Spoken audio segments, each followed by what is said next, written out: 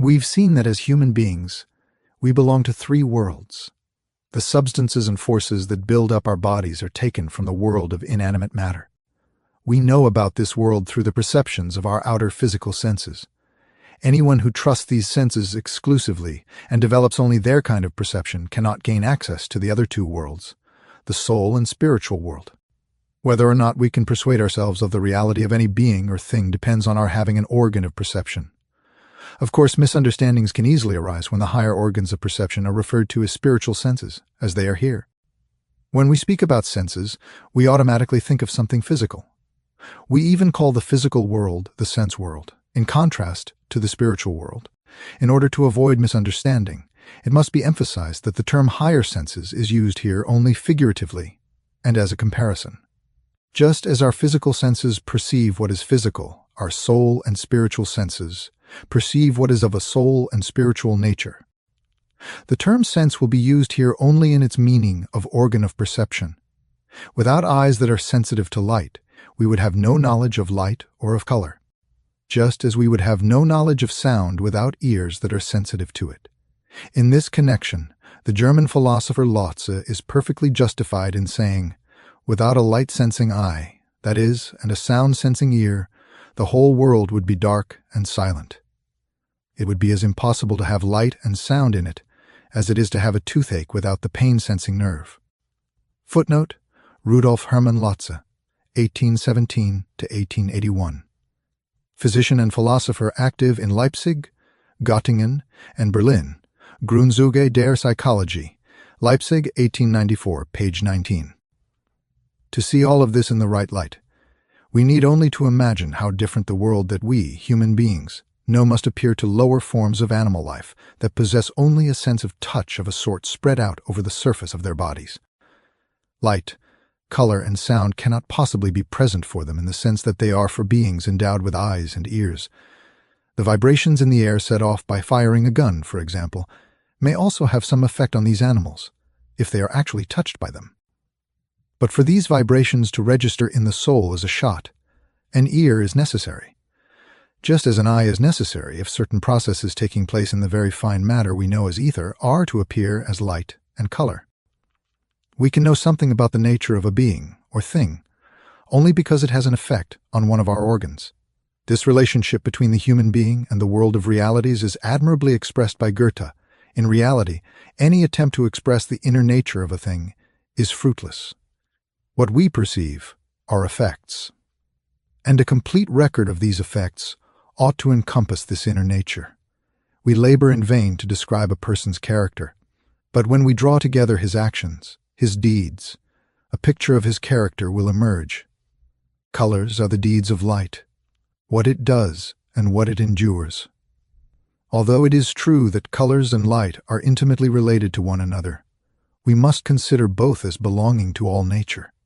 Through them, nature in its entirety seeks to manifest itself, in this case, to the sense of sight, to the eye. Similarly, the whole of nature reveals itself to yet another sense. It speaks to other senses which lie even deeper, to known, misunderstood, and unknown senses. Thus, it converses with itself and with us through 1,000 phenomena. No one who is observant will ever find nature dead or silent. Footnote: Scientific Studies, Goethe, editor and translator Douglas Miller, New York, Surkamp Publishers, 1988, page 158. Goethe's statements should not be interpreted as denying the possibility of understanding the essential nature of things. He does not mean that we perceive only the effects of things while their true nature remains concealed behind these effects. Rather, he means that we should not talk about a concealed nature at all. The being is not behind its manifestation, but comes into view through its manifestation. However, this being may be so rich that it can disclose itself in other forms when appearing to other senses. What is disclosed does belong to the being in question, but because of the limitations of our senses, it is not the whole being. Goethe's view of this is the same as the spiritual scientific one presented here.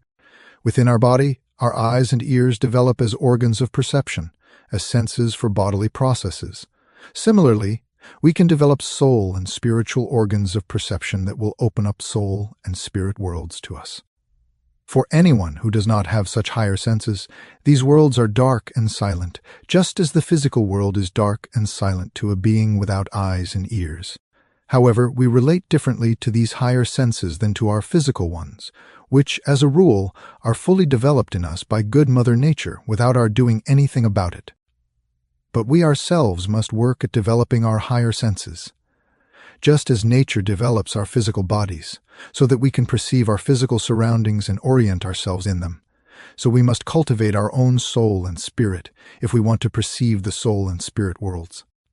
There is nothing unnatural about cultivating the higher organs that nature itself has not yet developed, because in a higher sense, everything that human beings accomplish also belongs to nature. Only those who contend that we should all stay at the level of development where nature left us could call developing these higher senses unnatural. For such people, these organs and their significance are unknown in Goethe's sense. Such people might as well oppose any and every kind of education for human beings because that, too, goes beyond the work of nature and should also be especially opposed to operating on anyone who is born blind.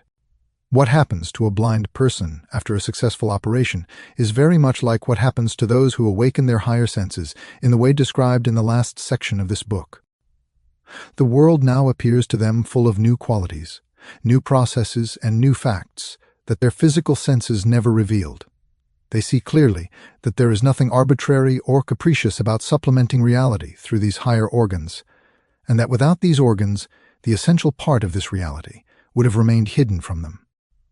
The soul and spirit worlds are not next to or outside the physical world, not separated from it in space. The formerly dark world is suddenly radiant with light and color for a person born blind who has undergone an operation.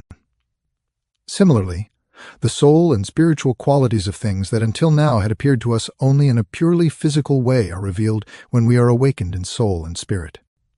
Of course, this new world is also full of occurrences and beings that remain totally unknown to anyone who has not undergone a soul and spiritual awakening. We often tend unintentionally to imagine these higher organs as being too much like our physical ones. It is important to remember that these organs are soul or spiritual formations, and that we must not expect that what we perceive in the higher worlds to be only a misty and diluted form of material substance. As long as we expect anything of that sort, we will not come to a clear idea of what is actually meant here by higher world. Many people would find it much easier to actually know something. At first, of course, only the elementary facts about these higher worlds if they did not imagine that what they are to perceive is a highly refined version of something physical. That they make this assumption usually means that they do not want to recognize what is really involved. They find it unreal, do not accept it as something that could satisfy them, and so on. True, the higher levels of spiritual development are difficult to reach, but the levels adequate for recognizing the nature of the spiritual world, and that is already a lot, would not be nearly as difficult to reach if people would first get rid of the prejudice that makes them imagine that what is of a soul and spiritual nature is simply a more refined version of what is physical. We obviously do not really know a person if we have only an idea of his or her physical appearance. Nor do we really know the world around us if we know only what our physical senses can tell us about it. A photograph becomes intelligible and full of life to us once we come to know the person in the photograph so well that we know his or her soul. And in the same way, we can really understand the material world only once we know its soul and spiritual basis. That is why it is good to talk first about the higher worlds of soul and spirit, and only then come to conclusions about the physical world from a spiritual scientific point of view. Certain difficulties are involved in talking about higher worlds at the present stage of civilization. The greatness of our age is due above all to its knowledge and mastery of the physical world. Our very words bear the stamp and meaning of the physical world. And yet, using these ordinary words is our only possible link to what is familiar. This leaves the door wide open for misunderstanding by those willing to trust only their outer senses. Since at first much can be expressed or indicated only through comparison and imagery, this, however, is how it has to be, because such images are a means of directing ourselves toward these higher worlds and fostering our eventual access to them. Indeed, to begin with, becoming aware of higher worlds by means of comparisons is exactly what we should be doing. Only then can we contemplate learning to see them for ourselves. Just as the substances and forces that constitute and govern our stomach, heart, lungs, brain, and other organs come from the material world, our soul qualities, urges, desires, feelings, passions, wishes, sensations, and so on, come from the soul world. The human soul is a member of this soul world, just as the body is a part of the physical world. If we want to cite a preliminary difference between the physical and soul worlds, we can say that the latter is much finer, more mobile, and more malleable than the former. Meanwhile, of course, we have to realize that we are entering a totally new world when we come to the soul world, and that when we call things coarser or finer in this context, we are drawing comparisons between things that are actually fundamentally different. The same applies to everything we can say about the soul world, using words borrowed from the physical. Taking this into consideration, we can say that the formations and beings of the soul world consist of soul substances and are guided by soul forces, just as is the case with physical substances and forces in the physical world. Just as occupancy of space and movement within space are characteristic of physical forms, so are impelling desires and responsiveness to stimuli characteristic of the things and beings of the soul world. Thus, we can also call the soul world the world of desires, wishes, or longings. These expressions are all borrowed from the world of the human soul, so we must keep in mind that in parts of the soul world lying outside the human soul, things are as different from the soul forces within the human soul as the substances and forces of the outer physical world are from those that constitute the physical human body. These differences between the soul and physical worlds can be bewildering for anyone looking into the soul world for the first time. But the same is true when a previously inactive physical sense opens and starts to function. After operations, people who were born blind must also learn to orient themselves in a world they used to know only through the sense of touch. At first, they see the objects as if these were actually in their eyes. Next, they see them outside their eyes but as if painted on a flat surface. Only gradually do they learn to perceive depth and the spatial distance between things. The laws in effect in the soul world are entirely different from the ones in effect in the physical world.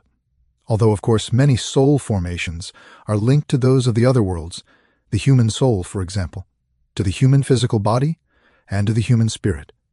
And the processes observable in it are influenced by both the physical and spiritual world.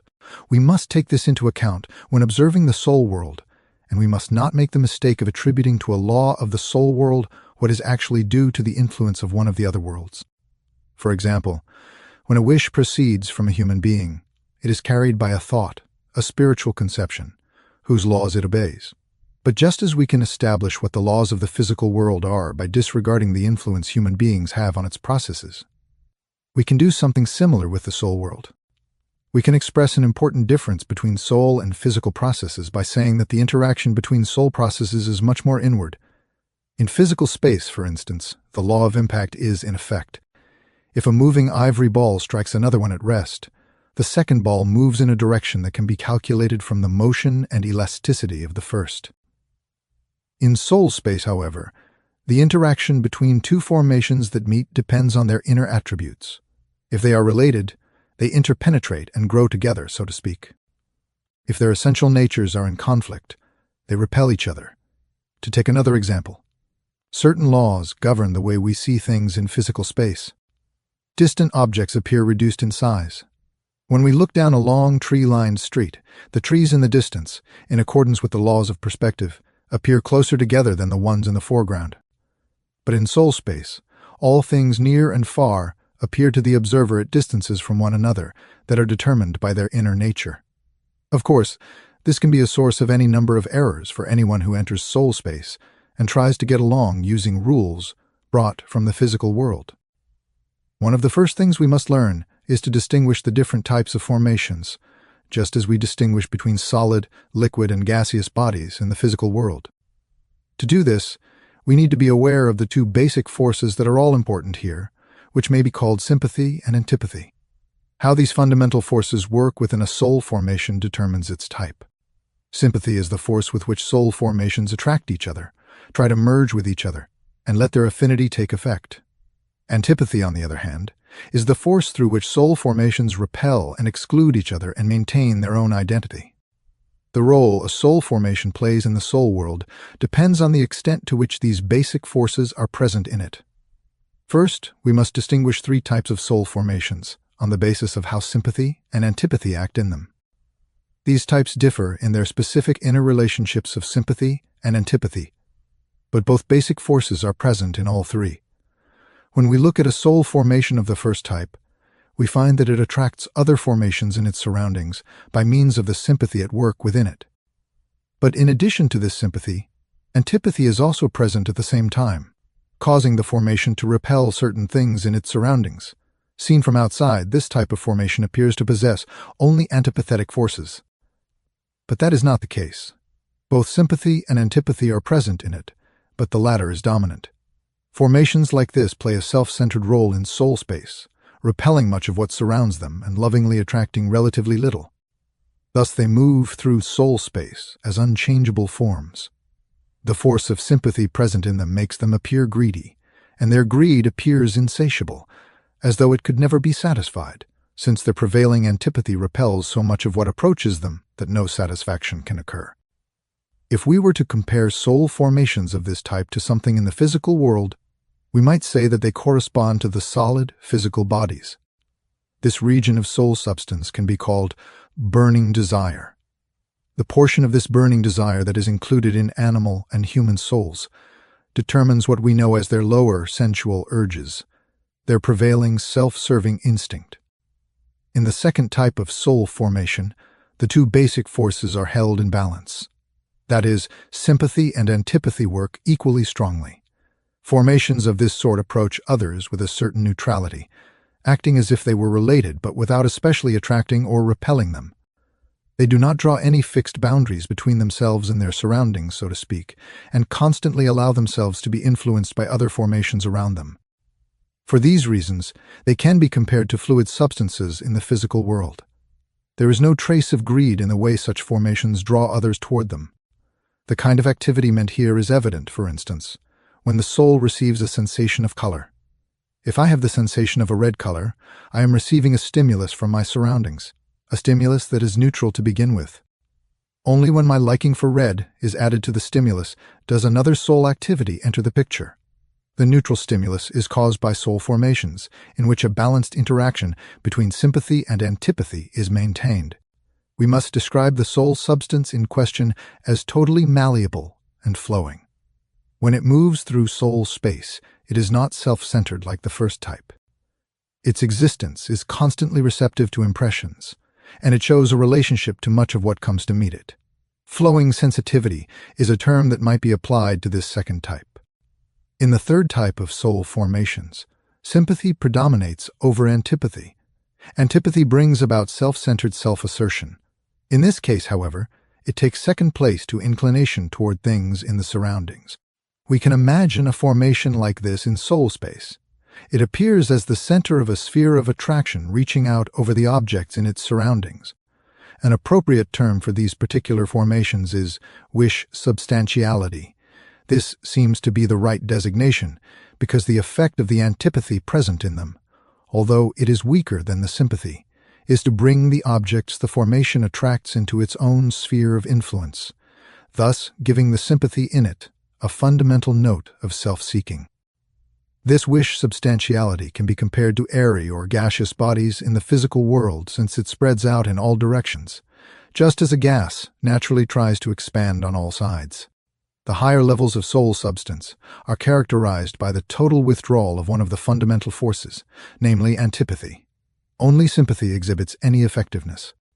It can now begin to assert itself within the parts of the soul formation so that these parts attract each other. The force of sympathy within a soul body comes to expression in what we call pleasure. Any reduction in sympathy is called displeasure.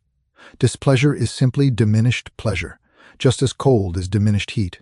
Pleasure and displeasure constitute what lives in the world of feelings in the narrower sense. Within a human being, feeling is the soul's weaving activity within itself. And what we call our comfort depends on how feelings of pleasure and displeasure mingle in our soul. A still higher level is occupied by the soul formations whose sympathy is not confined to the domain of their own lives. They, as well as the above-mentioned fourth level, differ from the three lower levels in that the force of sympathy no longer has any counteractive antipathy to overcome. Only through these higher forms of soul substance can the many different soul formations unite into a common soul world. As long as any antipathy is involved, a soul formation strives toward other things for the sake of its own life, in order to strengthen and enrich itself through the other. When antipathy is silent, the other is received as a revelation, as information. In soul space, this higher form of soul substance plays a role similar to that of light in physical space. It causes one soul formation to absorb the being and essence of others for their own sake, or, as we might also put it, let it be shone upon by them. Soul beings first awaken to true soul life by drawing from these higher regions. Their subdued life in the darkness opens up to the outside and starts to shine and radiate out into soul space. Their dull and sluggish inner movement, which attempts to shut itself off by means of antipathy when only the substances of the lower regions are present, is transformed into power and mobility, pouring out from within. The flowing sensitivity of the second region comes into effect only on contact, when soul formations meet, in which case one flows over into the other. Actual contact is necessary here, but in the upper regions a free out-raying and outpouring is the rule.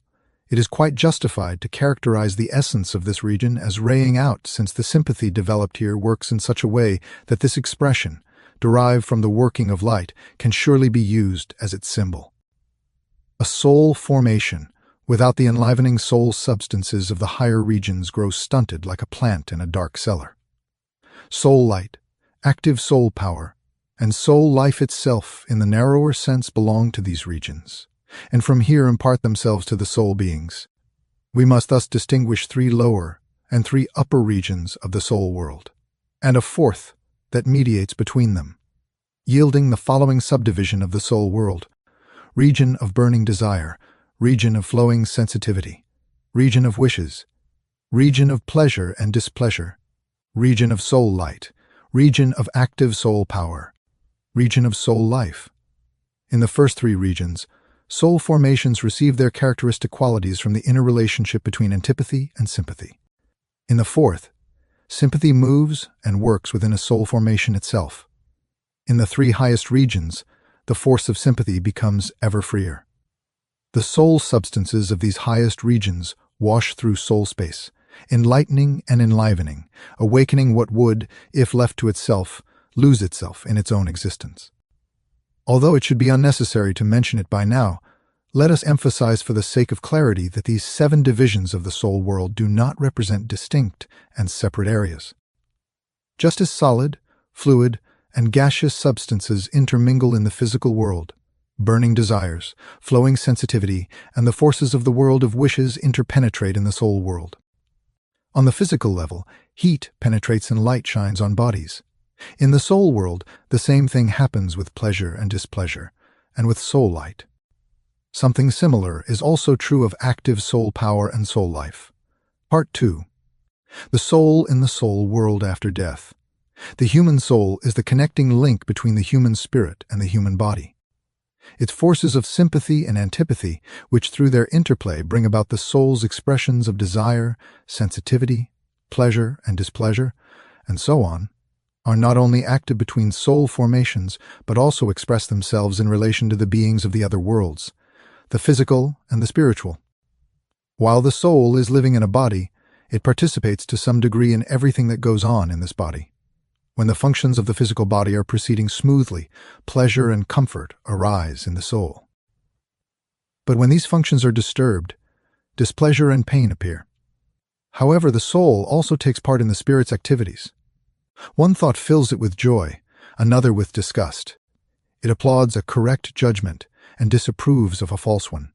A person's level of development depends on whether his or her soul leans more in the one direction or in the other. Individuals are the more nearly perfect, the more their souls sympathize with manifestations of the spirit. The less perfect, the more their soul's inclinations are satisfied through bodily functions. The spirit is at the center of each human being, and the body is the instrument through which the spirit observes and knows, and also acts in the physical world. The soul, however, mediates between the two. For example, it releases the sensation of tone from the physical impressions that air vibrations make on the ear, and then it experiences pleasure in this tone. It imparts all this to the spirit, which grows in its understanding of the physical world as a result. A thought that appears in the spirit is converted by the soul into the wish to bring the thought into being.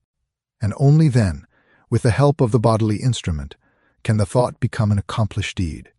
We human beings can live up to our calling only by letting all of our activity be directed by the spirit.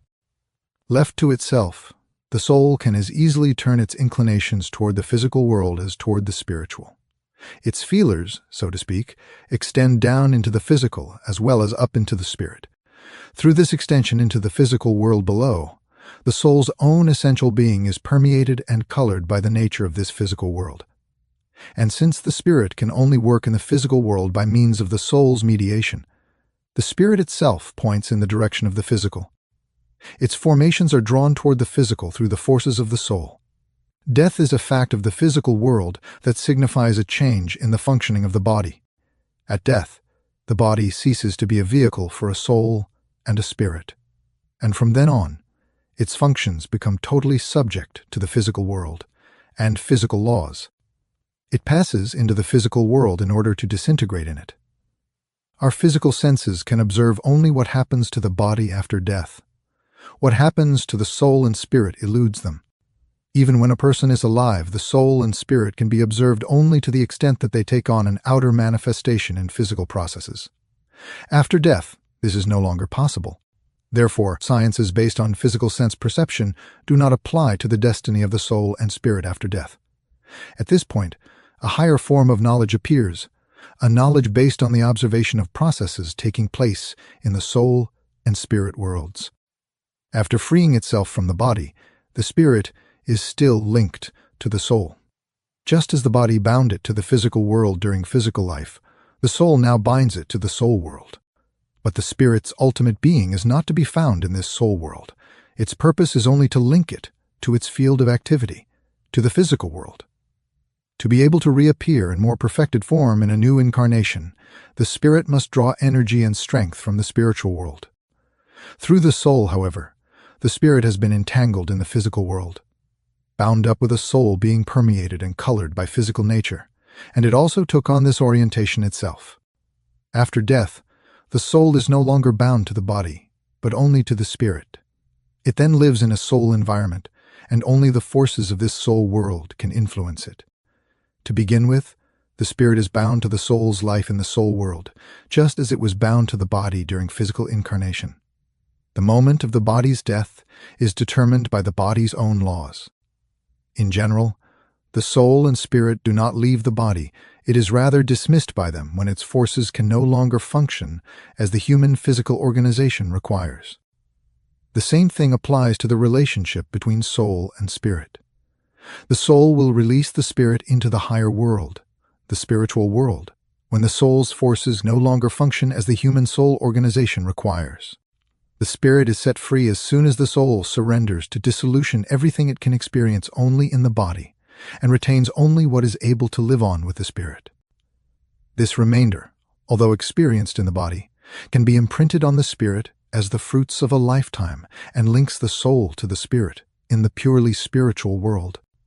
To become familiar with the soul's fate after death, we must observe the process of its dissolution.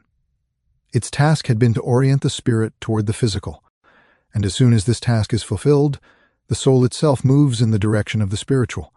Because of the nature of its task, it would actually be immediately obliged to be only spiritually active once the body falls away from it, and it can no longer be a connecting link. This would happen if the soul had not been influenced by the body for a whole lifetime, and had not been drawn toward the body in its own inclinations. Without the coloring it assumed through being bound up with the body, the newly disembodied soul would immediately start to obey only the laws of the spirit and soul world. This would be the case if the person in question had lost all interest in the earthly world before dying, if all the desires, wishes, and so on linking that individual to the physical existence left behind had been satisfied. But to the extent that this is not the case, what remains of this orientation clings to the soul. To avoid confusion at this point, we must clearly distinguish between something that binds a person to the world in a way that can be resolved in a future incarnation and something that binds that individual to one particular incarnation, namely the most recent one. In the first case, The situation is resolved by karma. In the second, it can only be discarded by the soul after death. For the human spirit, death is followed by a time in which the soul strips itself of its inclinations toward physical existence so that it can once again obey only the laws of the spirit and soul worlds and can set the spirit free. Of course, this takes longer in cases where the soul has been more tightly bound to the physical. It takes little time in cases of individuals who have not been very attached to physical life. Longer in cases of those whose interests were totally bound up with that life and who therefore still have many desires, wishes, and so on present in their souls at death. Gaining an idea of the state in which the soul lives during the time right after death will be easiest if we take a fairly crass example. For instance, the pleasure of a gourmet. This pleasure, of course, is not of the body but of the soul, in that both the pleasure and the desire for this pleasure belong to the soul. However, satisfying this desire requires the corresponding bodily organs, palate, taste buds, and so on. After death, the soul does not immediately lose its desire, but the physical organs that used to be the means of satisfying it are no longer there. The person in question, then, experiences something similar to suffering from extreme thirst in an area where there is no water for miles around. Although the reason for the suffering is different, its effects are similar but much stronger. Because of the lack of the physical organs through which pleasure was experienced, the soul suffers burning pain at being deprived of this pleasure. The same applies to any of the soul's desires that can be satisfied only by means of physical organs. This state of burning deprivation can be called the place of desires, although of course it is not an actual place. It lasts until the soul has learned to stop craving what can be provided only by the body. When the soul enters the soul world after death, it is subject to the laws that prevail there, and their effects determine how the soul's inclination toward the physical will be eliminated. The effects will have to be different according to the types of souls, substances, and forces involved, but each type will make its cleansing and purifying influence felt. The process is such that any antipathy in the soul is gradually overcome by the forces of sympathy, and the sympathy itself is taken to the ultimate degree. At this highest level of sympathy toward all the rest of the soul world, an individual soul merges with the rest, so to speak, becomes one with it, its self-seeking exhausted. It ceases to exist as a being inclined toward physical sensory existence, and through this, the spirit is set free. The soul undergoes purification in all the regions of the soul world described previously, until in the region of perfect sympathy, it becomes one with the soul world in general. Because the spirit has spent a lifetime in intimate association with the soul, it is bound to it until the very last moment of liberation. Having been directly linked to the soul, which was its very life, the spirit is much more closely related to it than to the body, to which it was linked only indirectly through the soul. The spirit is bound to the soul that is gradually freeing itself, but not to the disintegrating body. Because it has a direct link to the soul, the spirit can only feel free of the soul once the soul has become one with the soul world in general. As the human being's residence during the time immediately after death, the soul world can be called the place of desires. The different religious systems that have incorporated an awareness of this situation into their teachings know this place of desires under different names such as purgatory, the fire of purification, and so on. The soul world's lowest region is the region of burning desire. With the soul's crudest, self-serving desires, those relating to the lowest aspect of bodily life are eliminated after death through such desires. The soul can experience the effect of this region's forces. These forces take as their point of attack all the unfulfilled desires that remain in the soul from physical life. The sympathy in such a soul extends only to what will nourish its own self-seeking being, and is far outweighed by the antipathy in it which pours out over anything else. However, after death, its desires focus on physical pleasures that cannot possibly be satisfied in the soul world, and this impossibility intensifies its greed to the greatest possible degree. At the same time, however, this impossibility gradually extinguishes the greed. The burning lusts and desires slowly consume themselves, and the soul learns from experience that eliminating these lusts is the only way to prevent the suffering that must stem from them.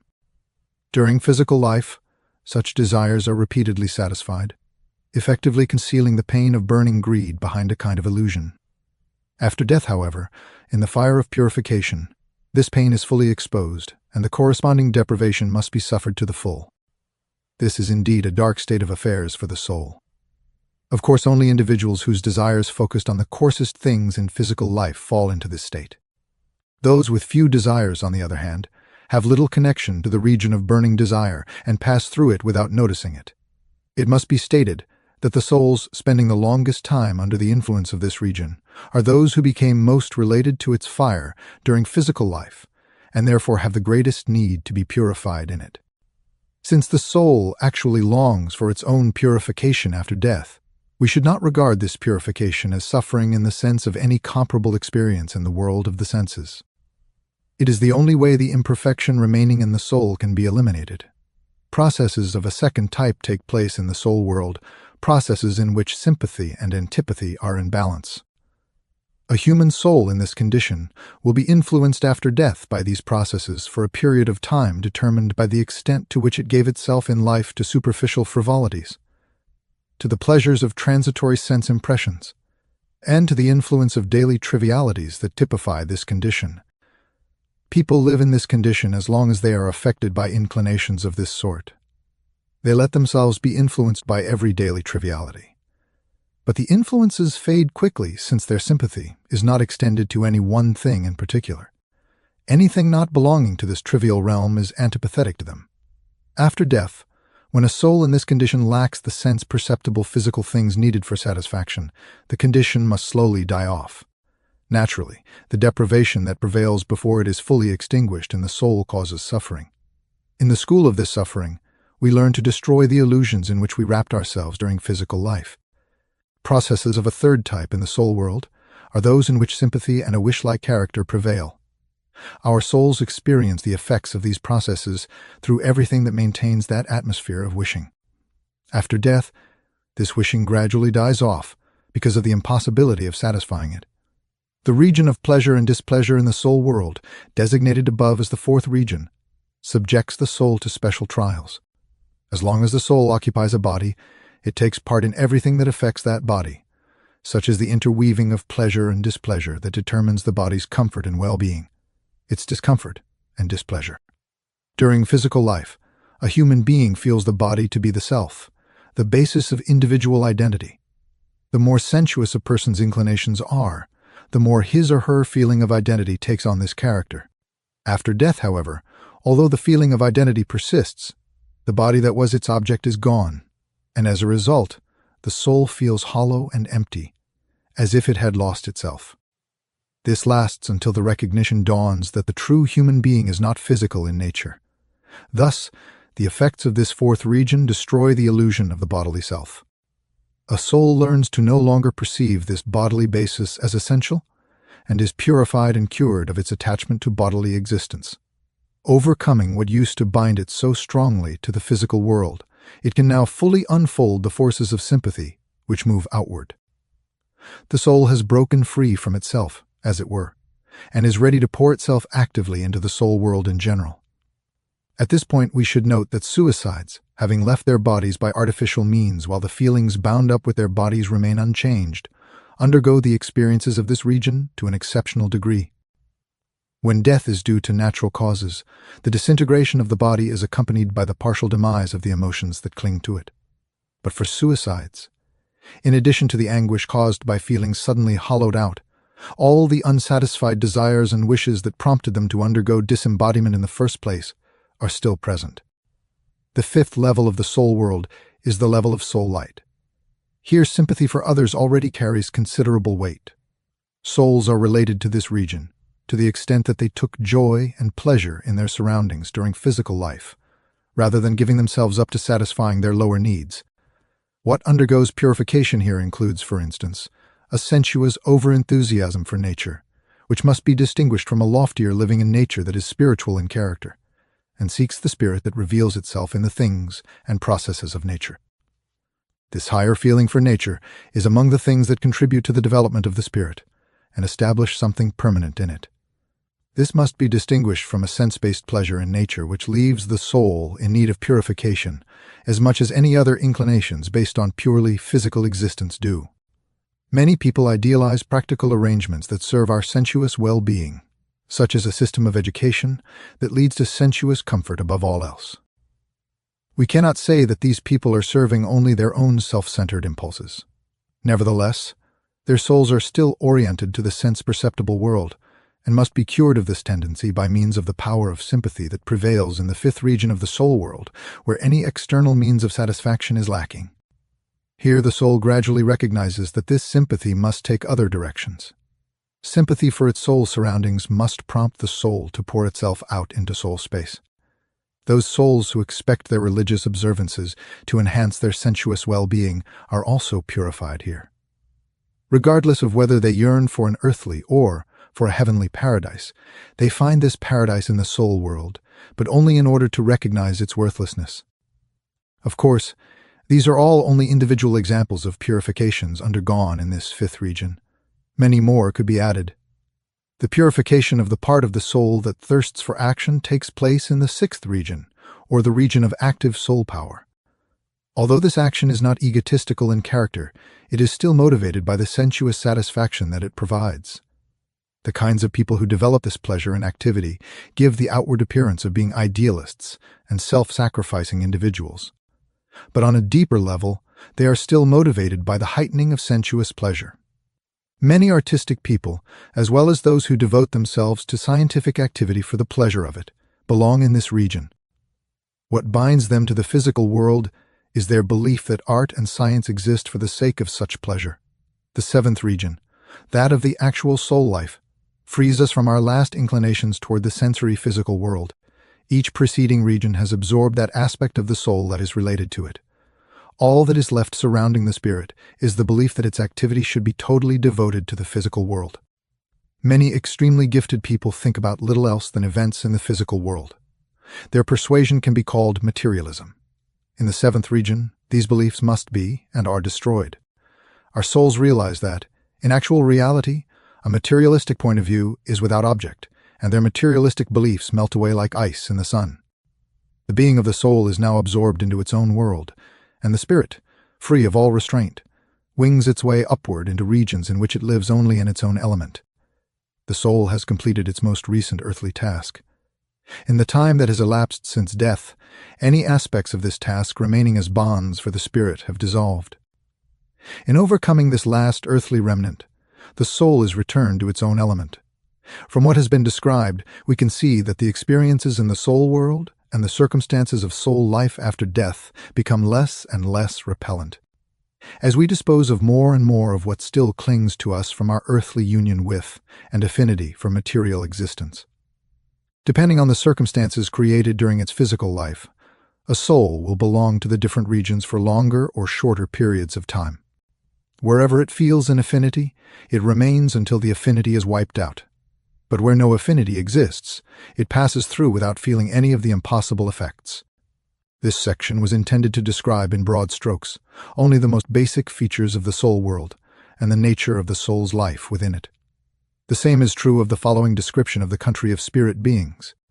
To describe further characteristics of these higher worlds would go beyond the limits of this book. Without going into very great detail, the phenomena in these higher worlds that can be compared to spatial relationships and time spans cannot be discussed in an intelligible way, since these are all quite different from their counterparts in the physical world. Some important points on this subject are included in my Esoteric Science, Part 3, The Country of Spirit Beings. Before we can follow the spirit as it continues its journey, we must first look at the territory it is entering. This is the world of the spirit, and it is so different from the physical world that everything we have to say about it would seem sheer fantasy to those willing to trust only their physical senses. We had to use comparisons and imagery to describe the soul world, and that is even more the case here. Our language, which for the most part serves only the purposes of sense-perceptible reality, is not exactly richly endowed with expressions that can be applied directly to the country of spirit beings. So it is especially important to take much of what is said here as nothing more than indications. Since everything described here is so different from the physical world, this is the only possible way of depicting it at all. Because of the inadequacy of our language, which is intended for communication in the physical world, the statements being made here can only crudely correspond to actual experience in the spiritual field. It must be emphasized above all that this spiritual world is woven out of the substance that constitutes human thought, in a very figurative sense, of course. But thought, as it appears in human beings, is only a shadowy image or phantom of its real being. A thought appearing by means of a human brain corresponds to a being in the country of spirit beings, as a shadow on the wall corresponds to the actual object casting a shadow. But when our spiritual senses are awakened, we actually perceive the thought being itself, just as our physical eyes perceive a table or a chair. We are surrounded and accompanied by thought beings. Our physical eyes perceive a lion, and our sense-oriented thinking perceives the idea of the lion merely as a phantom, a shadowy image. But in the country of spirit beings, the idea of the lion is as real and visible to our spiritual eyes as the physical lion is to our physical eyes. The comparison we used in connection with the soul world is also pertinent.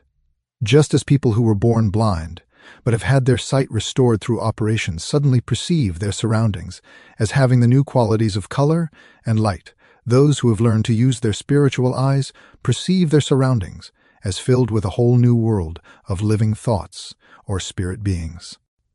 The first things to be seen in this world are the spiritual archetypes of all the things and beings that exist in the physical and soul world. If you imagine a painting as existing in the spiritual world before the artist paints it, you will have an image of what is meant by the term archetype. That the painter may not have this archetype in mind before starting to paint, that he may only come to it gradually as the painting is actually being worked on, is beside the point. In the spiritual world, these archetypes exist for all things. Physical things and beings are copies or imitations of their archetypes. Quite understandably, people who trust only their outer senses will deny the existence of this archetypal world, and insist that archetypes are only abstractions that the intellect works out by comparing sense-perceptible things. Such people cannot perceive at all in this higher world. They are aware of the world of thoughts only in its shadowy abstractness. They do not know that individuals capable of spiritual vision are as familiar with spirit beings as they themselves are with their dogs or cats, and that the reality of the archetypal world is actually much more intense than physical sense-perceptible reality. It is true that looking into this country of spirit beings for the first time is even more confusing than looking into the soul world, because archetypes in their true forms are very unlike their sense-perceptible copies, and they bear equally little resemblance to their shadows, our abstract thoughts. In the spiritual world, everything is in constant activity, constant motion, and constant creation. Resting or staying in one place, as it does in the physical world, does not exist there. Simply because the archetypes are creative beings, the master builders of everything that comes into existence in the physical and soul world. Their forms change quickly, and each archetype has the potential to assume countless specific forms. Footnote: although it is true that there is no such thing in the spiritual world as resting or staying in place as there is in the physical world, it would be incorrect to assume that the spiritual world is a place of constant unrest. In this world, where the archetypes are creative beings, although there is nothing that can be called resting in one place, there is a peace of a spiritual kind that is totally compatible with active mobility, the spiritual equivalent of rest. It is peaceful contentment and bliss manifesting in activity rather than inactivity. It is as if the specialized forms well up out of them. One form has hardly been created before its archetype is ready to let the next one pour out. In addition, archetypes do not work alone but stand in closer or more distant relationship to each other. One archetype may need the help of another to do its creating, and often innumerable archetypes work together so that some particular being can come to life in the soul world or the physical world. In addition to what can be perceived by means of spiritual sight in the country of spirit beings, the experience of spiritual hearing must also be taken into account. For as soon as the clairvoyant ascends from the soul world into the spirit, the archetypes also begin to resound. This resounding is a purely spiritual process that must be conceived of without any thought of physical sound. To an observer, it is like being in an ocean of sounds and tones in which the beings of the spiritual world are expressing themselves. Their interrelationships and the archetypal laws of their existence reveal themselves in the chords, harmonies, rhythms, and melodies of this spiritual music, which reveals to our spiritual ear what reasoning in the physical world perceives as an idea or natural law. Hence, the Pythagoreans called this perception of the spiritual world the music of the spheres. To those with functioning spiritual ears, This music of the spheres is no symbol or allegory, but a familiar spiritual reality. To acquire an idea of this spiritual music, we must dispense with all our sensory concepts of music as we perceive it by means of our material ears. Spiritual perception is involved here, perception of a sort that remains silent for the physical ear. For simplicity's sake, all references to spiritual music will be omitted in the following descriptions of the country of spirit beings. We must imagine, however, that everything described as an image, shining or radiant, is also sounding. Every color, every sensation of light corresponds to a spiritual tone. Every interaction among colors corresponds to a harmony or a melody, and so on. We must keep in mind that spiritual seeing does not cease where spiritual sound prevails. The sounding simply augments the radiance. And where archetypes or archetypal images are mentioned, we need to imagine primal tones as well. Other modes of perception that could be called spiritual tasting and so on are also involved. But we will not go into these processes now, since the point is simply to alert us to a conception of the spiritual world, taking certain modes of perception as examples. First of all, we need to be able to distinguish between different kinds of archetypes. Here in the country of spirit beings, as in the soul world, there are a number of different levels or regions that we must be able to differentiate in order to orient ourselves. Here, too, these individual regions are to be imagined as if interpenetrating, rather than layered or piled on top of one another. The first region contains the archetypes of things in the physical world that are not endowed with life. The archetypes of minerals are to be found here, and those of plants, but all only to the extent that they are purely physical, that is, to the extent that they do not take their inherent life into account. In the same way, we also find the physical forms of animals and human beings here. This is not an exhaustive list of what is to be found in this first region, but only a few illustrative examples. This region constitutes the basic structure of the country of spirit beings and can be compared to the solid land masses of our physical earth. It is the continental mass of this spirit country. Of course, its relationship to the physical bodily world can be described only by means of comparisons. We can get some idea of it as follows. Imagine a finite space filled with a wide variety of physical bodies. Then imagine that the physical bodies are gone and visualize hollow spaces of the same shapes in their places. Imagine that what used to be the empty spaces between the bodies is filled with a wide variety of forms that relate to the former bodies in many different ways. This is somewhat similar to how things appear in the lowest region of the world of archetypes. Things and beings that are embodied in the physical world exist as hollow spaces here, and the mobile activity of the archetypes and the spiritual music goes on in between them. When the time comes for physical embodiment, the hollow spaces are then filled in with matter, so to speak.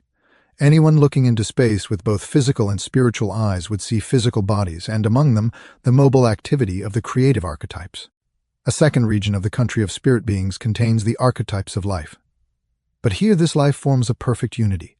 It streams through the spiritual world like a fluid element, and is similar to blood in how it pulses through everything. It could be likened to the physical world's oceans and other bodies of water. Although its distribution more closely resembles that of the blood in animal bodies than that of oceans and rivers. This second level of the country of spirit beings might be described as flowing life formed from thought substance. In this element are the creative archetypal forces for everything that appears in physical reality as enlivened being. It is apparent here that all life is a unity, that the life within us as human beings is related to the life of all our fellow creatures. The archetypes of everything of a soul nature make up the third region of the country of spirit beings. Here we are in a much thinner and finer element than in the first two regions, in an element that can be described, figuratively speaking, as the atmosphere of this country of spirit beings. Everything taking place in souls in the two other worlds has its spiritual counterpart here. All sensations, feelings, instincts, passions, and so on are also present here once again, but in spiritual form. The atmospheric processes taking place in this air correspond to the sorrows and joys of creatures in the other worlds. The longing of a human soul appears as a light breeze, a passionate outbreak as a stormy blast. Those capable of visualizing what is going on here can penetrate deeply into the size of any ensouled being if they turn their attention to it. Here, for example, we can talk about thunderstorms with flashing lightning and rolling thunder. If we pursue the matter further, we find that these spiritual storms express the passions of battles being fought on earth. The archetypes of the fourth region do not relate directly to the other worlds. In a certain respect, These archetypes are beings that govern the archetypes of the three lower regions and mediate their coming together, ordering and grouping them. It follows that the activity proceeding from this region is more encompassing than that of the lower regions. The fifth, sixth, and seventh regions are fundamentally different from the previous ones because the beings at home in them provide the archetypes of the lower regions with the impulses required for their activity. There, the creative forces of the archetypes themselves are to be found. When we can ascend as high as these three regions, we become acquainted with the intentions underlying our world. Footnote: terms like intention are used here in a metaphorical sense, as will be obvious from previous discussion of the difficulties involved in expressing these things through language. Reviving the old teleological doctrine of purpose is not what is intended. The terms purposes and intentions must be used here with regard to the driving forces behind world evolution, even though this makes it tempting to misinterpret these powers in terms of purposes or intentions on the human level. This temptation can be avoided only by raising these words to a new level of meaning where they can be free of anything that would restrict them to the merely human level, and can assume a meaning we human beings approach in those moments in our lives when we transcend ourselves to a certain extent. The archetypes lie ready here like germinal points of life, waiting to assume the various forms of thought being. When these germinal points are projected into the lower regions, they immediately well up and manifest in the most varied forms. The ideas through which the human spirit appears creatively in the physical world are reflections or shadows of these germinal thought beings of the higher spiritual world. On ascending from the lower regions of spirit country to these upper ones, observers possessing the spiritual ear become aware that sounds and tones are transformed into spiritual language. They begin to perceive the spiritual word through which objects and beings communicate their nature, not only in music, but also in word, speaking out what can be called in spiritual science their eternal names. Footnote: esoteric science contains more on the subject of the spiritual word. We must imagine these germinal thought beings as composite in nature. Only the germ sheath, which surrounds the actual life kernel of these beings, is taken from the elements of the world of thoughts. At this point we arrive at the limits of the three worlds, since the life kernel itself has its origin in still higher worlds. When in an earlier chapter we considered the human being as made up of various component members, this life kernel was described, and its parts called the life spirit and spirit body. Other cosmic beings also have similar life kernels. These originate in higher worlds and are moved into the three we have discussed in order to perform their tasks there. At this juncture, we will follow the human spirit as it continues its pilgrimage through spirit country between two incarnations or embodiments. As we do so, the circumstances and distinctive characteristics of this country will once again become clear to us. Part 4. The Spirit in Spirit Country After Death. Once a human spirit has passed through the world of souls on its journey between two incarnations, it enters the country of spirits, where it remains until it is ready for a new bodily existence. We can understand the meaning of this stay in spirit country only if we are able to interpret properly the purpose of our life's pilgrimage in an incarnation. While we are incarnated in physical bodies, we human beings work and create in the physical world, but we work and create as spiritual beings. What we imprint on physical forms, materials, and forces our spirits think out and develop. Our task as messengers of the spiritual world is to incorporate the spirit into the material world. Only through incarnating in physical bodies can we work in the material world. We must take on physical bodies as our tools so that we have something material through which to work on the material world and through which the material world can work on us. However, what works through our human bodily nature is the spirit. The intentions and directions for our work in the material world come from the spirit. As long as the spirit is active in a physical body, it cannot work in its true form as spirit, but can only shine through the veil of physical existence, so to speak. In reality, our human thought life belongs to the spiritual world, but as it appears within our physical existence, its true form is veiled. We might also say that the thought activity of physical human beings is a shadowy image, a reflection of the true spiritual being to which it belongs. During physical life, the spirit interacts with the earthly material world by using a material body as its basis. It is true that one of the tasks of the human spirit, as long as this spirit is proceeding from incarnation to incarnation, is to work in the physical world. But this task could not be completely completed appropriately if the spirit lived only an embodied existence.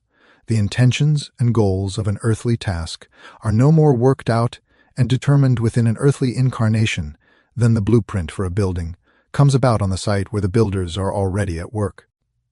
The plan for the building is worked out in the architect's office, and the goals and intentions of earthly endeavor are developed in the country of spirits, where each human spirit must dwell again and again between incarnations in order to equip itself for work in a physical lifetime. The architect draws up the plan for a house in the office according to architectural and other standards, and does this without touching actual bricks and mortar. Similarly, the architect of human creativity, the spirit or higher self, develops the necessary goals and capabilities according to the laws of the country of spirit beings in order to then send them into the earthly world. Only by returning again and again to its own realm will a human spirit be able to bring the spirit into the earthly world by means of its physical material instrument. In the physical arena, we learn to know the characteristics and forces of the physical world. While working, we gather experience about what the physical world requires of those who want to work in it. We also learn to know the characteristics of the matter we intend to use to embody our thoughts and ideas. Although these ideas and thoughts themselves cannot be derived from matter, the physical world is the setting for both work and learning. Afterward, in spirit country, what has been learned is transformed into the active abilities and capacities of the human spirit. To make things clearer, the comparison we used above can be taken further. An architect works out a design for a house, and this plan is carried out. In the process, the architect gains experience in a number of ways so that his or her capabilities are enhanced. When the next design has to be drawn up, all these experiences flow into it. The second design is enriched by everything learned in the process of carrying out the first. It is the same with successive human lifetimes. In the intervals between incarnations, the spirit is at home in its own realm and is able to devote itself totally to the requirements of spiritual life. Released from physical existence, it develops in all directions and incorporates the fruits of its experience in previous lifetimes into this process. Its attention is thus always directed to the earthly context of its tasks. To the extent that the earth is the spirit's field of action, the spirit is constantly working to keep pace with the earth's evolution, and is working on itself so that in each incarnation the service it performs corresponds to the earth's situation at that time. Of course, this is only a very general picture of successive human lifetimes. Reality never conforms totally to this picture, but only approximates it. Circumstances can dictate that a person's next life is much less perfect than the preceding one. But on the whole, these irregularities are balanced out within precise limits in successive incarnations. The course of our spirit's development in the country of spirit beings takes place through our becoming fully involved in the life of each of its different regions. Our own life dissolves into each region in succession. We temporarily assume the characteristics of each of these regions. As a result, there permeates our being so that we are strengthened in our work on earth. In the first region of the country of spirit beings, we are surrounded by the spiritual archetypes of earthly things. During our earthly lifetime, we only learn to know the shadows of these archetypes, which we grasp in our own thoughts. What is merely thought on earth is experienced in this region. We are surrounded by thoughts as we proceed on our way. But these thoughts are real beings. What we perceive through our senses during earthly life now works on us in its thought form. But the thought appears to us not as a shadow hiding behind the thing, but as a living reality that creates the things.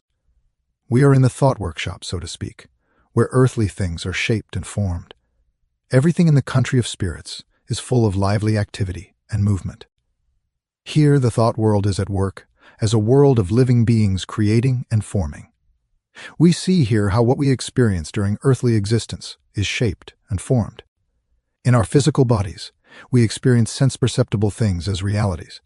But now, as spirits, we experience spiritual formative forces as real.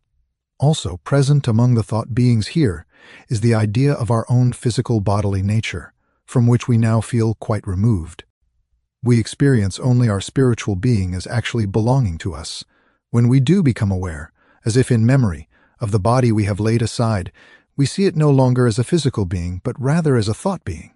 And then the fact that it belongs to the outer world becomes a direct observation. We learn to regard it as something belonging to the outer world, as an extension of the outer world. As a result, we no longer consider our own physical existence to be more closely related to ourselves. So we cease to separate it from the rest of the world. We experience the entire outer world, including our own physical embodiments, as a unity. Our personal physical embodiments merge into a unity with the rest of the world. At this stage, we view the archetypes of physical bodily reality as a unity to which we ourselves once belonged. Through observation, we gradually learn to recognize our relationship to our unity with our surroundings, to realize that we ourselves once were what is spread out around us here. This is one of the fundamental ideas of ancient Indian Vedanta wisdom. The sage acquires during earthly life what other people experience only after death, namely the ability to grasp the thought that we ourselves are related to all things. The thought that is you. In earthly life, this is an ideal that our thinking can aspire to. But in the country of spirit beings, it is an immediate fact that it becomes ever clearer as we gain spiritual experience. We become ever more aware that in our essential being, we belong to the spiritual world. We perceive ourselves as spirits among spirits, as organs of the primal spirits. We feel in ourselves their word, I am the primal spirit, or, in the terms of Vedanta wisdom, I am Brahman. That is, I am part of, an organ of, the primal being from which all beings spring. Thus we see that what we grasp during earthly life as a shadowy idea, and the object of all wisdom's aspirations is a matter of direct experience in the spirit world. This idea can be thought during earthly life only because it is an actual fact in spiritual existence. During spiritual existence, we see the relationships and circumstances that surrounded us during earthly life from a more elevated vantage point, as if from outside. While we live in the spirit country's lowest region, this is how we relate to earthly circumstances having to do directly with physical bodily reality. We are born on earth into a family and an ethnic group, and we live in a particular country. All these circumstances determine our earthly existence. We find that the circumstances in the physical world cause us to become friends with particular people or to pursue a particular line of work. They determine the general character of our life. In the first region of the country of spirit beings, all this confronts us as a living thought entity. In a certain sense, we live through it all again, but from the active spiritual side. Our love for our family and the friendship we extended to others are now enlivened in us from within, and our capacities in this direction are enhanced. What works in the human spirit as the force of love of family and friends is strengthened, and in this respect, we later enter earthly existence as more perfected human beings. For the most part, our daily relationships in earthly life are what ripen into fruit in this lowest region of the country of spirit beings, the aspect of the human being that in its interests is wholly bound up with these daily circumstances will feel related to this region for the greatest portion of the spiritual life between incarnations. The people with whom we lived in the physical world are encountered again in the spiritual world. Just as everything that the soul once possessed through the physical body falls away, so does the bond that once linked soul to soul in physical life free itself from the circumstances that only had meaning and reality in the physical world. But what one soul was to another in physical life lives on after death, lives on in the spiritual world. Of course, words coined to describe physical circumstances can only inexactly express what takes place in the spiritual world. Taking this into account, however, it is certainly correct to say that souls who belong together during physical life meet again in the spiritual world and continue their lives together under the circumstances of that world. The next region is the one in which the life that is common to the thought being of the entire earthly world flows and streams as the fluid element of the spiritual world, so to speak. As long as we are observing the world from the vantage point of physical embodiment, life appears bound to individual living things. In the country of spirit beings, however, life is released from individual things and flows throughout like the blood of life, as a living unity that is present in all things. During earthly life, we get only a glimmer or a reflection of this, which is expressed in any devotion we bring toward the whole, toward the unity and harmony of the world. Our religious life derives from this reflection, making us aware of the extent to which the comprehensive meaning of existence does not lie in anything individual and transitory. We come to regard transitory existence as an image or likeness of something eternal, of a harmonious whole, and we look up to this unity reverently and worshipfully in performing our religious rituals. In the country of spirit beings, however, living thought nature appears in its true form rather than as a reflection, and we can actually unite with the unity we worshipped on earth. Our religious life and everything related to it bears fruit in this region. Here, spiritual experience teaches us that our individual destinies cannot be separated from the community to which we belong, and the ability to recognize ourselves as parts of a whole develops. Religious feeling and everything in us that struggled for pure and noble morality during our lifetime will draw strength from this region during the greater part of the interval we spend in it, and we are then re-embodied with our abilities enhanced in this regard. In the first region, we were in the company of the souls to whom we were most closely linked in the physical world in our previous lifetime. In the second region, we come into the presence of all those with whom we felt united in a wider sense through a common devotion, a common faith, and so on. It must be emphasized that our spiritual experiences in preceding regions continue in the next. So we are not torn out of the context of family, friends, and so on when we take part in the life of the second and successive regions. The regions of the country of spirit beings are not separate departments. They interpenetrate each other. We experience being in a new region, not because we have entered it in any outward way, but because we have only now acquired the inner ability to perceive something that has been surrounding us all the time. The third region of the country of spirit beings contains the archetypes of the soul world.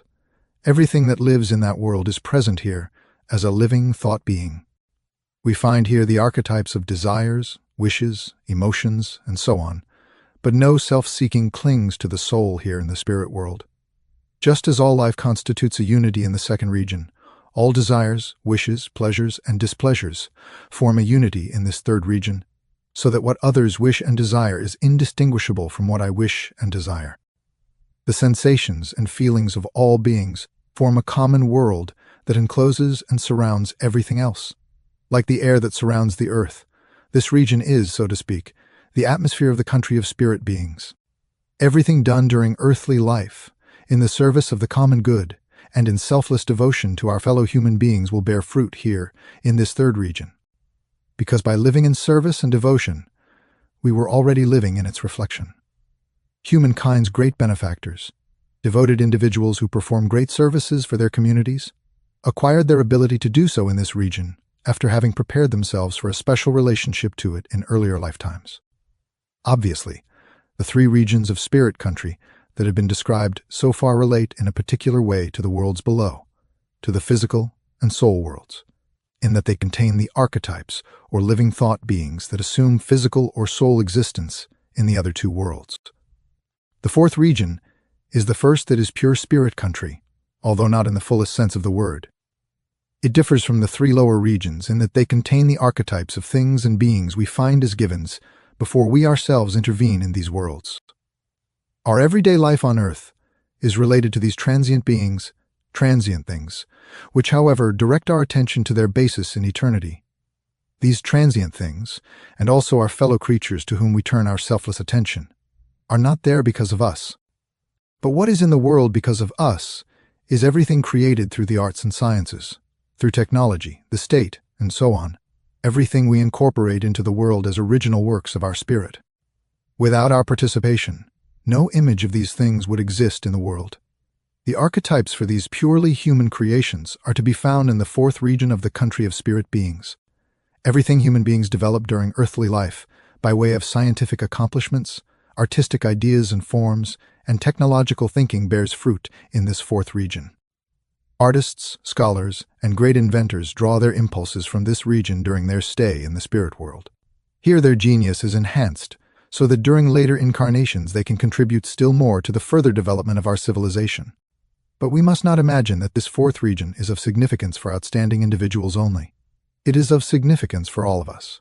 Any concerns during physical life that transcend the sphere of mundane activity, wishes, and desires have their ultimate source in this region. If we spent the interval between death and a new birth without passing through this region, in the next life we would have no interests reaching beyond the narrow circumference of our own personal life to universal human concerns. As it has just been said, Not even this region can be called pure spirit country, in the fullest sense of the word, because the condition in which we have left the earth's cultural development plays into our spiritual existence in this region. In the spiritual world, we can enjoy only the fruits of whatever our own talents and the degree of development of our ethnic group, nation, and so on have allowed us to achieve. In the still higher regions of the country of spirit beings, the human spirit is relieved of all earthly bonds and ascends to a purely spiritual world, where it experiences the intentions and goals it established for earthly life. Everything that is actually achieved in the world brings these highest goals and intentions into existence only in the form of a relatively feeble copy. Every crystal, every tree, every animal, and also everything we accomplish through our own creativity, all these provide only copies of what the Spirit intended during our incarnations. All we can do is link up with these imperfect copies of perfect intentions and goals. We ourselves can only be copies or imitations of what the kingdom of the Spirit intended us to be. Therefore, what we actually are as spirits in the country of spirit beings is only evident once we have reached the fifth region of spirit country during the interval between two incarnations. Here we are really ourselves. We are what assumes outer existence in our various incarnations. In this region, our true human self, the self that appears anew in each incarnation, can come to full expression. Since it brings with it abilities that have matured in the spirit world's lower regions, it carries the fruits of earlier lifetimes over into succeeding ones. It is the vehicle for the results of earlier incarnations. When the self is in the fifth region of the country of spirit beings, it dwells in the kingdom of intentions and goals. In the fifth region, like an architect who learns from imperfections that have become evident, and who includes in future designs only what he or she has been able to perfect, the self discards any of the results of experience in earlier lifetimes that have to do with lower, worldly imperfections. It is now at home with the intentions of the country of spirit beings and fructifies them with the results in earlier lifetimes. Clearly, the strength that can be drawn from this region depends on the extent to which the embodied self has achieved results that are fit to be taken up into the world of intentions. A self that has attempted to realize the intentions of the spirit by means of its active thought life or wise and loving work during earthly life will be a good candidate for this region. On the other hand, nothing that is totally given over to mundane circumstances, nothing that dwells on and in transitory things, can sow seeds capable of playing any role in the purposes of the eternal order of the world. Only those few things that have had an effect extending beyond everyday interest can develop into fruit in these upper regions of the country of spirit beings. However, we must not imagine that worldly renown or any such thing is what is meant here. It is rather a question of anything, even in the most restrictive life situation, that leads to an awareness of each single thing's importance in the eternal progressive course of existence. In this region, we become accustomed to assessing things differently than we were able to do in physical life. For instance, if we have acquired very little that relates to this fifth region, we feel an urgent need to imprint on ourselves an impulse that will cause our next life to run its course in such a way that the effect of this deficit becomes apparent in the destiny or karma we meet. The unfortunate fate, to put it in terms of that lifetime, that meets us there, and that may even provoke bitter complaining, appears in the fifth region as exactly what we need. Since in this fifth region we are dwelling in our true self, we are raised above everything lower worldly that enveloped us during our incarnation. Here we are, what we always have been and always will be in the course of our incarnations. We are living under the authority of the intentions that exist for these incarnations, intentions that we incorporate into our own self. That is, we look back on our past and are aware that everything we have experienced is being absorbed into intentions that we will have to realize in future. A certain capacity to remember earlier lifetimes, as well as a prophetic preview of later ones, flares up. We know that what this book calls the spirit self, to the extent that it is already developed, is in its own element in this region, where it continues to develop and prepares itself to be able to fulfill spiritual intentions in earthly reality in a new incarnation. If, through a series of sojourns in the country of spirit beings, this spirit self has developed to the point where it can move about totally freely there, it will seek its true home there more and more in times to come. Life in the spirit becomes as familiar to it as life in physical reality is to earthly human beings, At this stage of development, the viewpoint of the spiritual world begins to prevail as the one the self chooses, more or less consciously, as the standard for its earthly lives to come. It feels itself to be a member of the world's divine order, and the laws and limitations of earthly life do not touch its innermost being. The strength needed for everything that it carries out comes from the spiritual world. But this spiritual world is a unity, and those who live in it know that the eternal has worked to create the past. They are also able to determine their future direction in accordance with the eternal. Their view, once restricted to the past, has expanded and become perfect. Footnote: the statement they are also able to determine their future direction in accordance with the eternal is intended to point to the special character of the soul's constitution during the time between death and a new birth. By the standards of life in the physical world, a stroke of destiny in the life of an individual may seem to be in direct conflict with what that person wants and intends. During life between death and birth, however, a will-like force that prevails in the human soul points the way for the person in question to experience that very blow of fate. The soul perceives, as it were, an imperfection clinging to it from previous earthly lives as a result of some ugly deed or thought. During the interval between death and birth, a will-like impulse that arises in the soul urges it to balance out this imperfection. As a result, the soul acquires the tendency to plunge into some misfortune in its subsequent earthly life, something it must suffer in order to restore equilibrium. Once it has been born into a physical body and hit by this stroke of destiny, the soul in question has no inkling that, in its pre-birth life in the spirit, it had actively pushed itself in the direction of this hard fate. But in actual fact, as unwished for and unintended as this blow may seem from the viewpoint of earthly life, the soul has willed it upon itself in the course of its supersensible existence. Out of eternity, human beings determine their future. Footnote: human beings who have reached this level provide for themselves the goals they are to achieve in their next incarnation, working out of the country of spirit beings. Such human beings influence their own future, so that it proceeds in line with what is true and spiritual. Because they have climbed to the level where they can understand divine wisdom, these human beings spend the intervals between incarnations in the presence of all the exalted beings who have an unrestricted view of that wisdom. In the sixth region of the country of spirit beings, everything that human beings do brings about what is best suited to the true and essential nature of the world.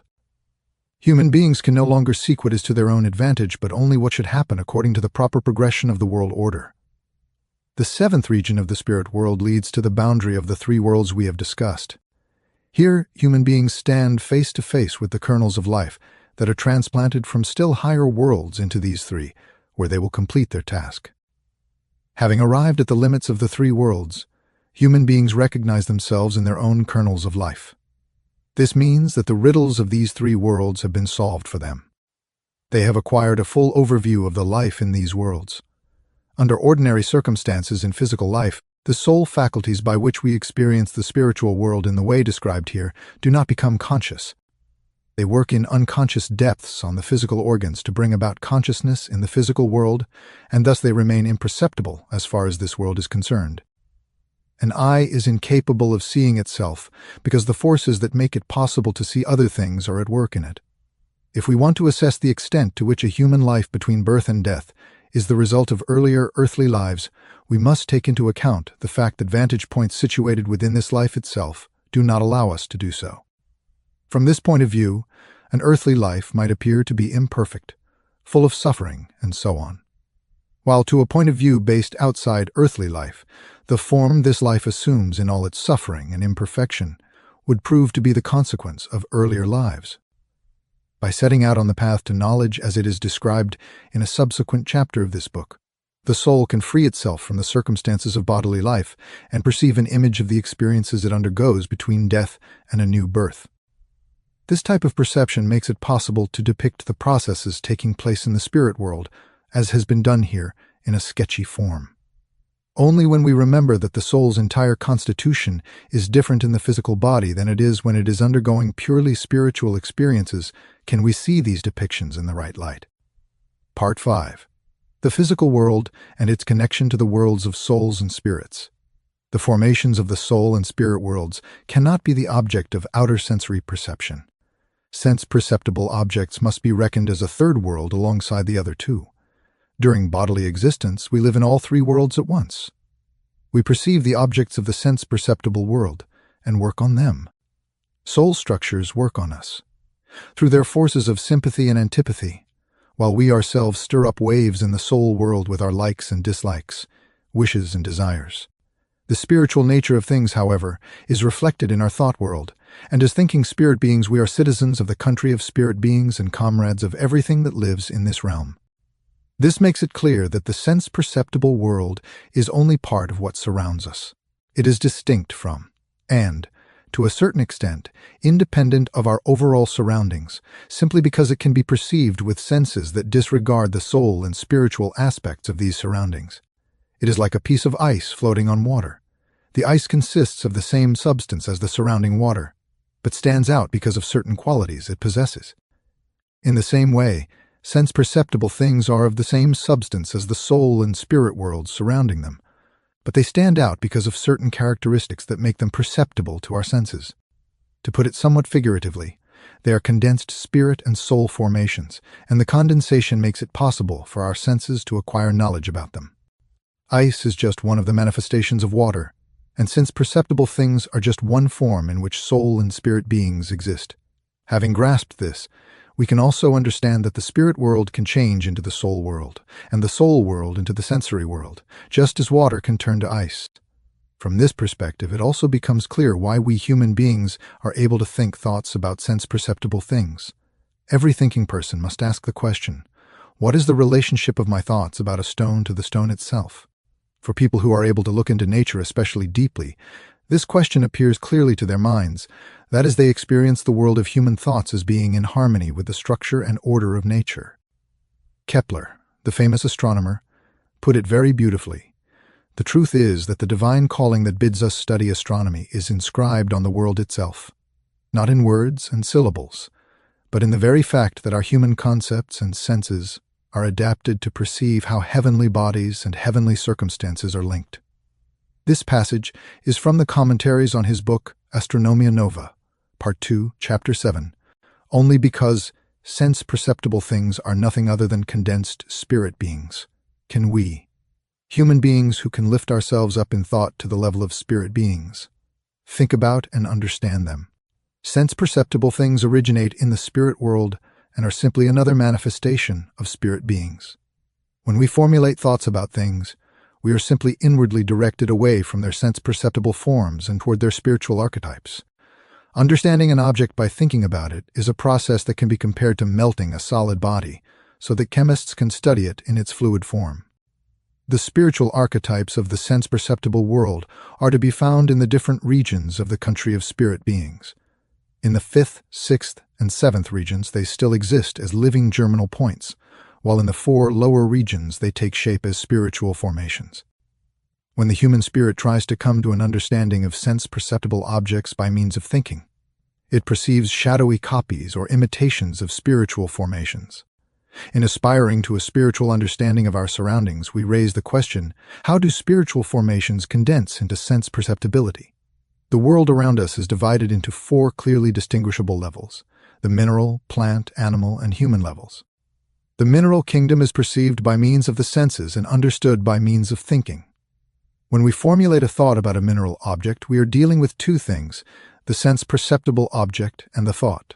Accordingly, we must imagine this sense-perceptible thing as a condensed thought being. Now, one mineral entity acts outwardly on another. It bumps into it and makes it move, warms it, illuminates it, dissolves it, and so on. This outward way of working can be expressed in thoughts. In the process of having thoughts about how mineral objects influence each other in a regular and lawful manner, our isolated thoughts expand into a thought image of the whole mineral world. This thought image is a reflection of the archetype of the entire mineral sense-perceptible world and can be found as a whole in the spiritual world. In the plant kingdom, the phenomena of growth and reproduction are added to the facts that one thing outwardly affects another. Plants grow and produce beings of the same kind. So life is added to what we encounter in the mineral kingdom. Simply pondering this state of affairs will lead us to a point of view that sheds light on the subject. Each plant possesses the inherent power to create its own living form and to pass it on to a being of its own kind. The forms of crystals stand midway between mineral substances of the formless sort, such as those we encounter in gases, liquids, and so on, and the living forms of the plant world. In crystals, we find the transition from the formless mineral world to the living capacity of the plant kingdom to produce forms. The outward sense perceptible process of assuming shape, as it takes place in both the mineral and plant kingdoms, must be seen as a sense perceptible condensation of a purely spiritual process that occurs when the spiritual germinal points of the three upper regions of the country of spirit beings develop into the spirit formations of the lower regions. The spiritual archetype of crystallization is the transition from a formless spirit germ point to a spiritual formation with a shape. If this transitional process condenses to the point where our senses can perceive its result, it manifests in the sense-perceptible world as the process of mineral crystallization. In the plant world, too, a spirit germ that has assumed form is present. But in this case, the formed being retains the living sculptural ability that the crystal's spirit germ lost when it took on shape, exhausting its life in the formation it produced. In contrast, plants possess both form and the ability to go on forming. This characteristic of spirit germs is retained from the spiritual world's upper regions. Thus, a plant is both form, like the crystal, and formative force. In addition to the form that archetypal beings assume in the shape of a plant, the plant is also worked upon by another force that bears the imprint of spirit beings from the upper regions. However, the only aspect of the plant that is sense-perceptible is what expresses itself in the completed form. The formative beings that give this form its life are present within the plant kingdom, without being perceptible to our senses. Our physical eyes can see a lily that is first small, then larger, but they cannot see the sculpting force that makes it grow. This sculpting force being is the invisibly active component of the plant kingdom. Spirit germs have stepped down one level in order to work in the realm of formations. If we call the archetypal forms that have not assumed specific shape the first elemental kingdom, then the force beings that are invisible to our senses, and that work at sculpting the growth of plants, belong to the second elemental kingdom. In the animal world, the ability to grow and reproduce is augmented by sensations and impulses. These are manifestations of the soul world. Any being endowed with them belongs to the soul world, receives impressions from it, and exerts an influence on it. Now, every sensation or impulse that comes about in an animal is brought up from the depths of the animal soul. However, the animal's form is more lasting than these sensations or impulses. We might say that the animal's sentient activity compares to its more permanent, enlivened form, as the changeable form of a plant compares to the fixed form of a crystal. The plant, so to speak, is totally taken up with the force that sculpts forms. It continues to incorporate different forms throughout its life as it produces first roots, then leaves, then flowers, and so on. In contrast, the animal has a finished form within which it develops an ever-changing life of sensations and impulses. This life exists in the soul world. Plants grow and reproduce, while animals perceive, feel, and develop impulses. For the animal, these impulses are something formless that evolves through ever-new forms. Ultimately, the archetypal processes of these impulses are to be found in the highest regions of the country of spirit beings. But they are active and at work in the soul world. In animals, then, in addition to the force beings invisibly at work directing growth and reproduction, others are also present that have descended one stage deeper into the soul world. In the animal kingdom, sensations and impulses are crafted by formless beings that slip into soul garments. These are the actual architects of animal forms. In spiritual science, the realm to which they belong can be called the third elemental kingdom. We human beings are equipped not only with the capabilities characteristic of plants and animals, but also with the ability to develop sensations into concepts and thoughts, and to govern our impulses with thinking. Thought, which appears as form in plants and as soul faculties in animals, appears in human beings in its real form as thought itself. Animals are souls. Human beings are spirit. The spirit being shapes the soul. In an animal, the spirit experiences itself as soul but does not yet grasp itself as spirit. In human beings, however, the spirit recognizes itself as such, although physical circumstances permit it to appear only as a shadowy reflection of the spirit, as thought. Accordingly, The threefold world falls into the following subdivisions: the kingdom of archetypal, formless beings, the kingdom of form-creating beings, the kingdom of soul beings, the kingdom of created forms, crystal form, the kingdom of sense-perceptible forms worked upon by the form-creating beings. The kingdom of sense-perceptible forms worked upon by both the form-creating beings and the beings that express themselves as soul. The kingdom of sense-perceptible forms worked upon by form-creating and soul beings, and in which the spirit appears in the sense-perceptible world in the form of thought. This demonstrates how the constitutional components of an embodied human being relate to the spiritual world. The physical body, ether body, sentient soul body, and mind soul are to be regarded as condensations in the sense-perceptible world of archetypes in the country of spirit beings. The physical body comes about through the condensation of the human archetype to the point of sense-perceptibility. So we can also call this physical body a being of the first elemental kingdom, condensed to the level of physical perceptibility. The ether body comes about when a form of the same origin remains mobile because of a being that extends its activity into the realm of sense perceptibility but does not become perceptible itself. To characterize this being fully, we must say that it has its ultimate origin in the highest regions of the country of spirit beings and then takes shape in the second region as an archetype of life, which then works in the sense-perceptible world. In a similar way, the being that builds up the sentient soul body also originates in the highest spirit regions, but takes shape in the third region as an archetype of the soul world, and as such becomes active in the sense-perceptible world. The mind-soul, however, comes about when the archetype of a thinking human being assumes the form of thought in the spirit world's fourth region, and as such works directly in the sense-perceptible world.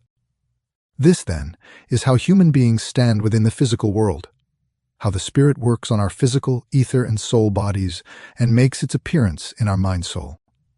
Our three lower members are thus worked upon by archetypes, in the form of beings that are external to us in a certain sense. But in our mind-soul we begin to work consciously on ourselves. The beings that work on our physical body are the same ones that shape the minerals in nature. The ones that work on our ether body are the same kind as those who live in the plant kingdom. And the ones that work on our sentient soul body are the same kind as those that are active in the animal kingdom. Both are invisible to sensory perception, but extend their influence into these kingdoms. We have now seen how the different worlds work together, and how their working together expresses itself in the world in which we human beings live. Having understood the sense-perceptible world in this way, we are also open to understanding beings different from the ones that exist within the four kingdoms of nature. One example of this type of being is what we call our folk spirit, the spirit of our ethnic group or nation. This being does not appear directly in any sense-perceptible way. It lives and expresses itself in the sensations, feelings, inclinations, and so on that we perceive as being shared by an entire ethnic group. It is a being that does not incarnate perceptibly as human beings do, but fashions its body out of the substances of the soul world.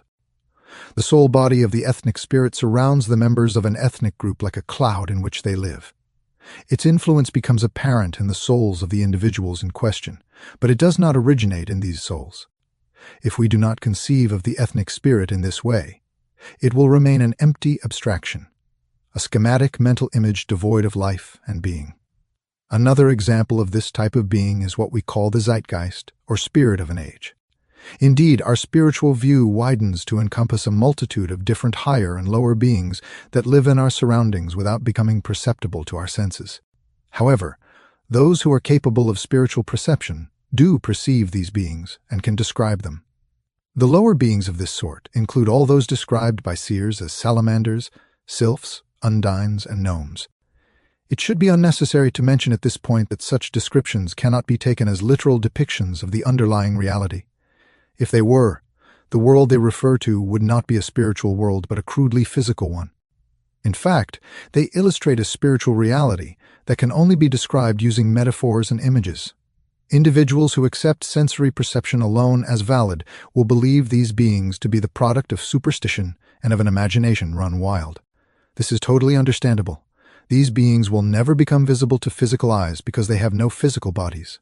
The superstition, however, lies not in believing these beings are real, but in believing that they appear sense-perceptibly. Beings of this sort help to build up the world, and we encounter them as soon as we enter higher territories that are inaccessible to our physical senses. The truly superstitious people are not those who take these descriptions as images of spiritual realities, but both those who believe in their actual physical existence and those who deny the spirit because they feel obliged to reject the sensory images. Beings also exist who never descend into the soul world at all, but whose garments are woven out of the configurations of the country of spirit beings. We perceive them and become their companions when our spiritual eyes and ears have been opened to them. This process enables us to understand many things we could formerly only stare at in total incomprehension. Light dawns around us. We see the causes of the effects and consequences that are played out in the physical world.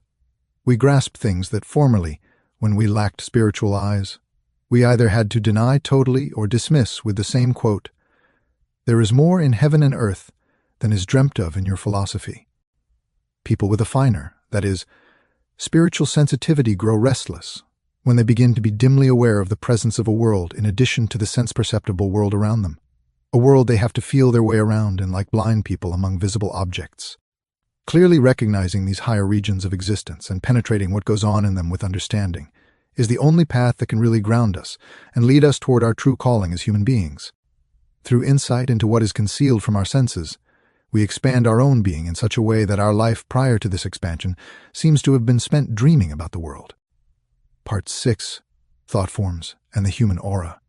It has been said that the formations of any one of the three worlds are real for us only if we have the faculties or organs needed to perceive them.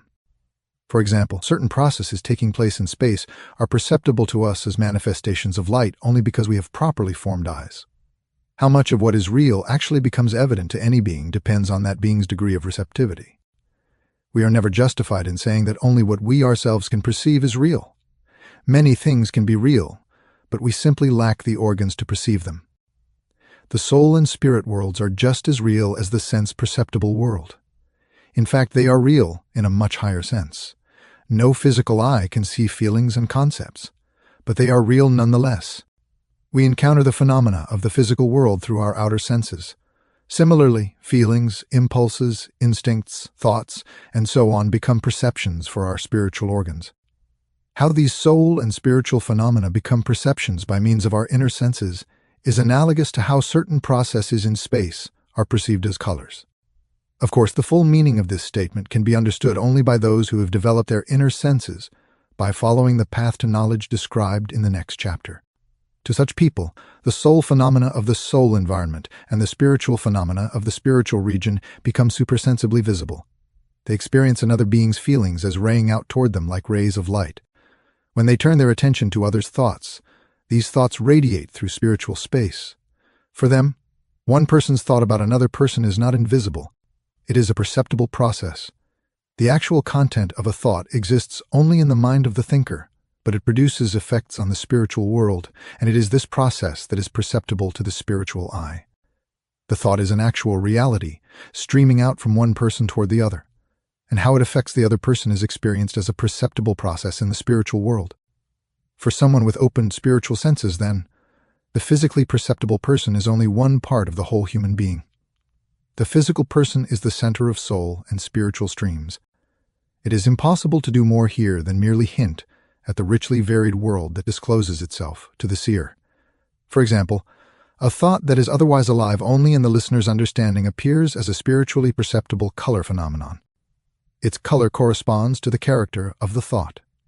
A thought stemming from a person's sensual impulses has a different tinge than one formulated in the service of pure knowledge, noble beauty, or eternal truth. Thoughts springing from sensual activity move through the soul world in shades of red, while the thought that elevates the thinker to a higher form of knowledge appears in a beautiful shade of light yellow. One that stems from loving devotion discloses itself in a radiant rose pink.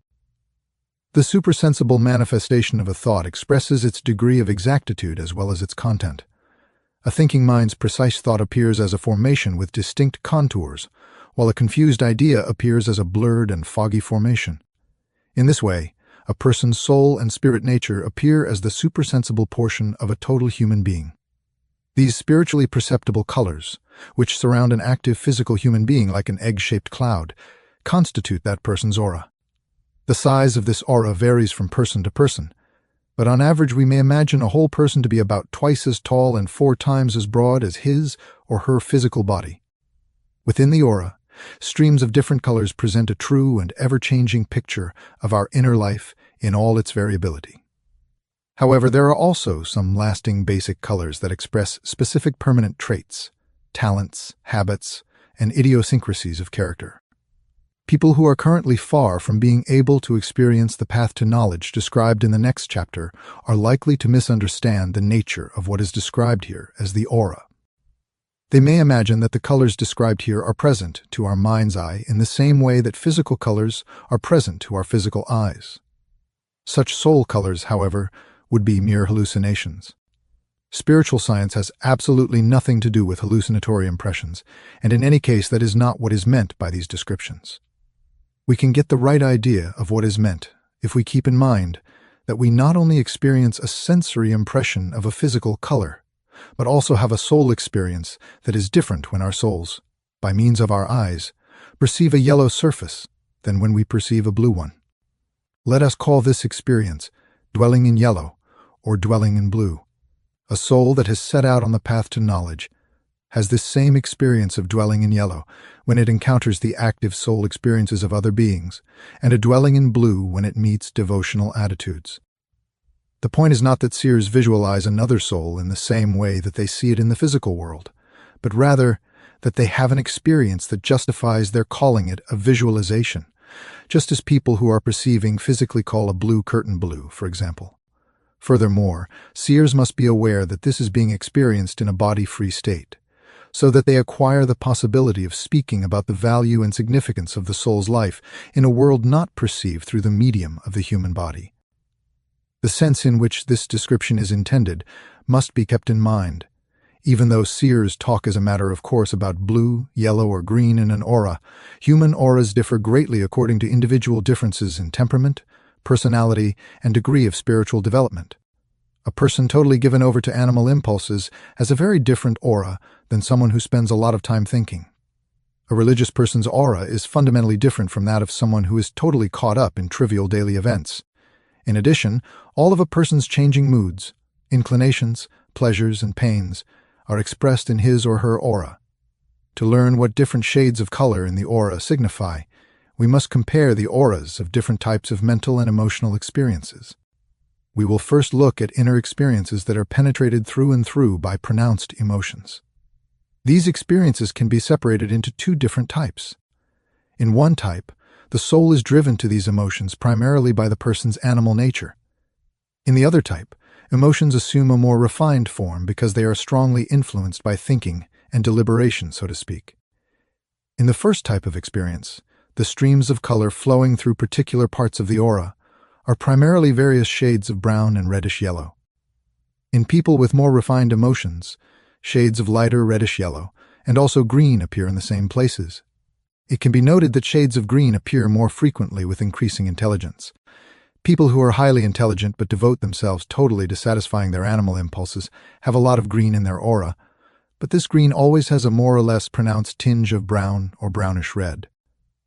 A large part of the aura of unintelligent people is flooded with streams that are brownish red or even dark blood red. The auras of emotional states such as these are fundamentally different from those of calm, contemplative, thoughtful moods. There are fewer brownish and reddish tones present, and various shades of green become more pronounced.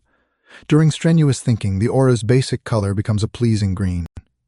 This is especially prominent in personalities who are said to be able to adjust to practically any situation in life. Shades of blue appear during moods of devotion.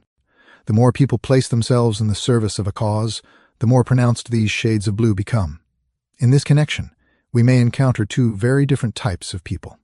The first type consists of passive people who are not used to exerting their powers of thought, who have only their good nature to throw into the flow of world events, so to speak. Their auras glimmer with a beautiful blue. This is also how many devotedly religious personalities appear, as do compassionate natures, and people who devote themselves to leading a life of benevolence. If such people are also intelligent, blue streams alternate with green, or the blue itself takes on a greenish cast. In contrast to more passive personalities, more active people typically have their blue suffused from within with light, bright tones. This is most clearly the case in personalities we would call wise, and especially in those who are full of fruitful ideas. In addition, everything that points to intellectual or spiritual activity generally takes the form of rays spreading out from within, while everything originating in animal vitality assumes the form of irregular clouds rolling through the aura. According to whether the ideas that result from our emotional or mental activity serve our personal animalistic impulses or ideal and objective interests, the coloring of the corresponding auric formations will differ. An inventive mind that applies all its thoughts to satisfying its own sensuous passions shows dark shades of blue and red. One that selflessly places its ideas at the service of an objective interest shows light red-blue tones. A life in the spirit that combines with noble devotion and capacity for self-sacrifice shows rosy pink or light violet colors. However, not only our underlying attitudes but also our transient emotions, moods, and other inner experiences are present as floods of color in our auras. A sudden outbreak of violent anger produces floods of red. A sudden upwelling of offended dignity appears as dark green clouds, and these color phenomena appear not only in irregular cloud-like formations, but also in figures of regular form and distinct limits. In the aura of a person suddenly seized with fear, we notice wavy stripes of blue with a reddish-blue shimmer moving from top to bottom. The aura of someone who is tensely awaiting some particular event has red-blue stripes constantly radiating from inside outward. Someone capable of precise spiritual perception can distinguish each impression another person receives from outside. People who get excited about every external impression have a constant flickering of little blue and red spots and flecks in their aura. People who perceive less vividly have similar flecks that are yellow-orange or a lovely yellow color. The auras of so-called absent-minded people have bluish or blue-green specks of more or less variable shape. Within the auric streams and rays surrounding a person, 3 different types of color phenomena are distinguishable to the more highly developed spiritual eye. The first type of color is relatively dull and opaque in character, although even it seems fleeting and transparent in comparison to the type of color seen by our physical eyes. Within the spiritual world itself, however, these colors make the space they occupy comparatively opaque, as if they were filling it with figures of mist. The second type of color is all light, so to speak. These colors light up the space they occupy so that it too becomes all light. But the third type of color phenomenon is totally different from the other two in its radiating, sparkling, glittering character. These colors do not simply fill the space. They light up, they shine and radiate right through it.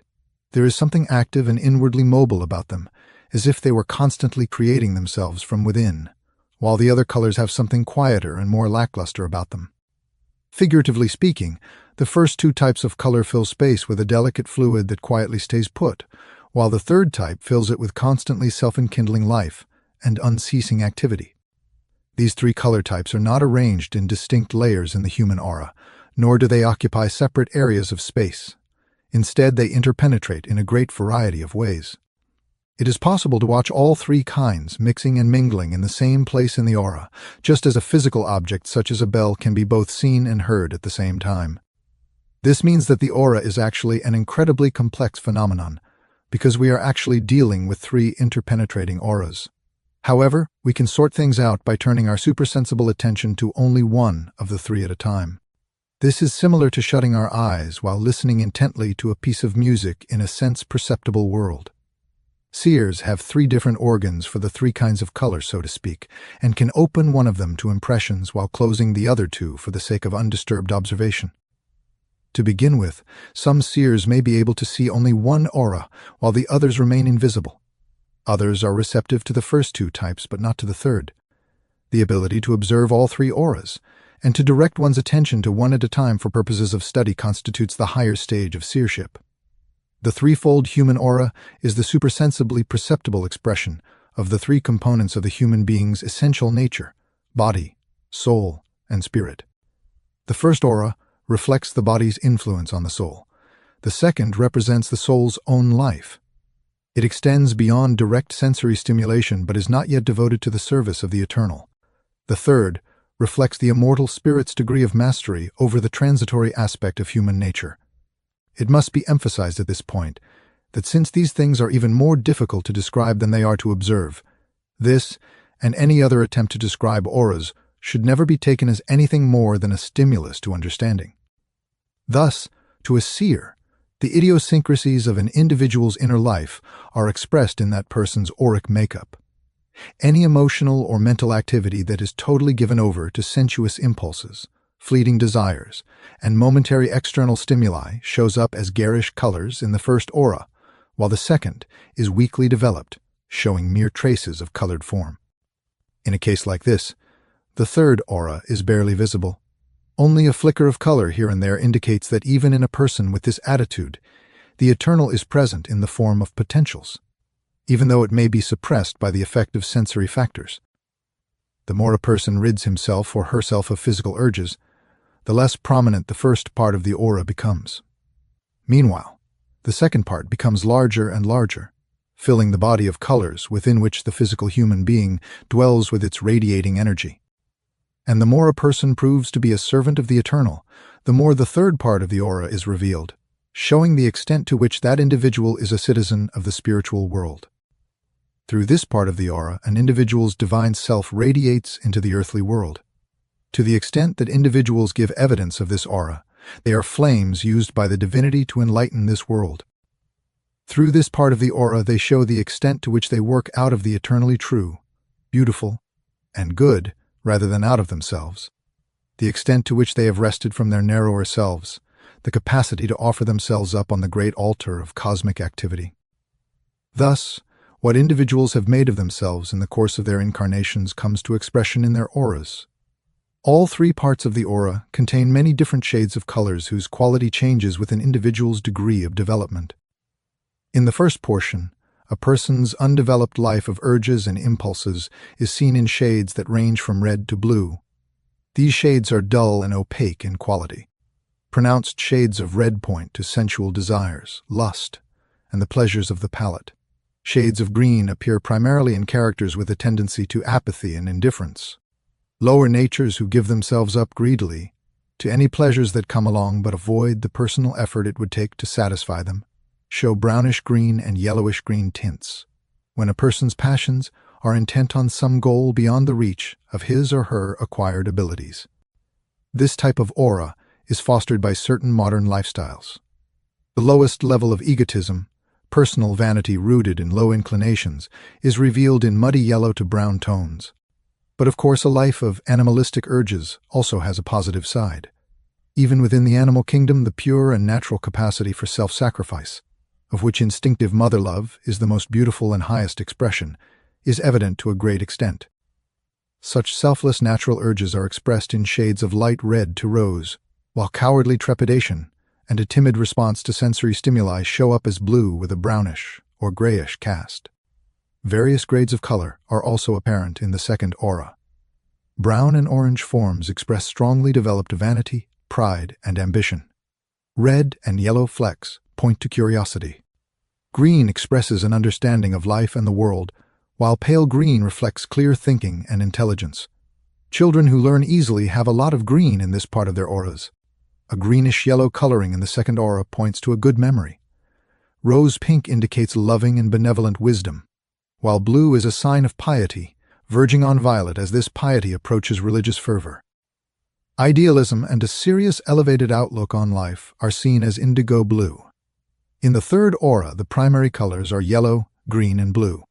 Here, light yellow appears when thinking is filled with elevated and comprehensive ideas that grasp the place of details in the divine order of the universe.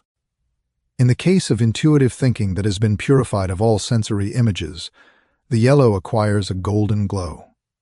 Green expresses love for all beings. Blue is the sign of willingness to make sacrifices for the sake of all. If this capacity for sacrifice intensifies into a forceful will that places itself actively in the service of the world, the blue becomes a light violet. If pride and ambition are still present as remnants of personal egotism in an otherwise highly developed soul, shades verging on orange appear in addition to the yellow. It is important to note, however, that the colors in this part of the aura are very different from the shades we are used to seeing in the sense-perceptible world. The beauty and sublimity that meets us here cannot be compared to anything in the ordinary world. This description of the aura cannot be properly assessed by anyone who does not place primary importance on the fact that seeing auras signifies an expansion and enrichment of our perception in the physical world. The intent of this expanded perception is to recognize that this form of soul life possesses spiritual reality outside of the sense-perceptible world. What has been presented here has nothing to do with reading a person's thoughts or character from a hallucinatory aura, and wants no dealings with this questionable art. Its intent is to expand our understanding in the direction of the spiritual world. Addendum to Chapter 3. Of all the chapters in this book, this one on thought forms and the human aura is probably the one most open to misinterpretation, and the one to which the most objections can be raised. For instance, it would be quite understandable to insist that a seer's statements in this field be proved by experiments in line with scientific thinking, such as having a number of people who claim to be able to see spiritual auras stand face to face with a number of subjects whose auras they allow to work on them. These seers should then report what thoughts, feelings, and so on they saw in the auras of the people they observed. If their reports agree, and if it turns out that their subjects really did have the feelings and thoughts ascribed to them, belief in the existence of auras would seem reasonable.